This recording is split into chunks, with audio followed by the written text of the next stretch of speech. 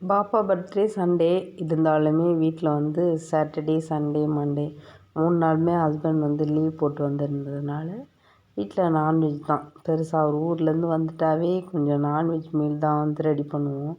ஏன்னா மோஸ்ட்லி அவர் இல்லாதப்போ vegetarian recipe தான் நிறையா இருக்கும். ஷார்ட்ஸ் வீடியோவில் பார்க்குறவங்களுக்கே தெரியும்.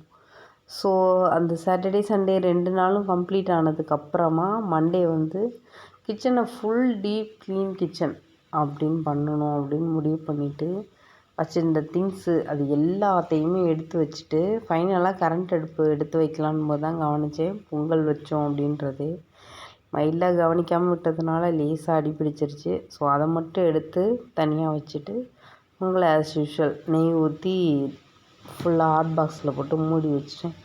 இது மாதிரி நம்ம அடி பிடிக்கும்போது அதை வேறு ஒரு பாத்திரத்தில் மாற்றிட்டு இப்போ நான் பொங்கல் அப்படின்றனால இந்த டிப் சொல்கிறேன். அடி பிடிச்சிருக்கு அப்படின்னா அதை எடுத்து இன்னொரு பவுலில் மாற்றிட்டு இப்போ நான் நெய் போட்டு தான் தாளிப்பேன். அதுக்கு பதிலாக அந்த அடி பிடிச்சதை மட்டும் விட்டுட்டு அதுக்கு மேலே நெய் போட்டு சாப்பாடை தனியாக ஹாட் பாக்ஸில் மூடி வச்சுருந்தேன்.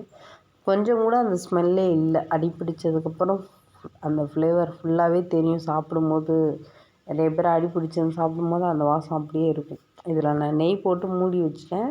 ஒரு 5 மினிட்ஸ் ஒர்க்கெல்லாம் முடித்ததுக்கப்புறம் தான் வந்து ஆஸ் யூஷுவல் கொஞ்சமாக வந்து கோல்டு வின்னர் ஊற்றி தாளித்தேன். ஃப்ளேவரே இல்லாமல் இருந்தது. பொங்கல் ஆஸ் யூஷுவல் எப்போவும் செய்கிற மாதிரி சூப்பராக இருந்தது. கிச்சன் டீப் க்ளீனுக்காண்டி ஒவ்வொன்றையும் எடுத்து வச்சேன். பட் கடைசியாக வந்து இந்த மேலே இருக்க டைல்ஸ் மேலே கிச்சனுக்கு கவுண்டர் டாப்புக்கு மேலே இருக்க டைல்ஸையுமே வந்து சோப் தண்ணி வச்சு நான் எப்போவுமே வந்து விம் ஜெல்லே வச்சு யூஸ் பண்ணி ஸ்க்ரப் பண்ணி தேய்ச்சிருவேன்.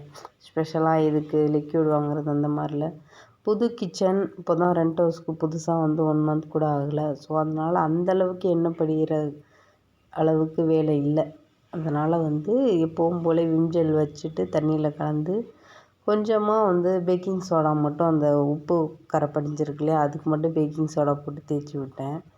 ஸோ எல்லாத்தையும் முடிச்சுட்டு ஃபைனலி தேங்காய் சட்னி வச்சு தான் வந்து பிரேக்ஃபாஸ்ட் சாப்பிட்டோம். அஞ்சரை பெட்டி கலந்ததுனால எல்லாத்தையும் போட்டு தாளிச்சாச்சு.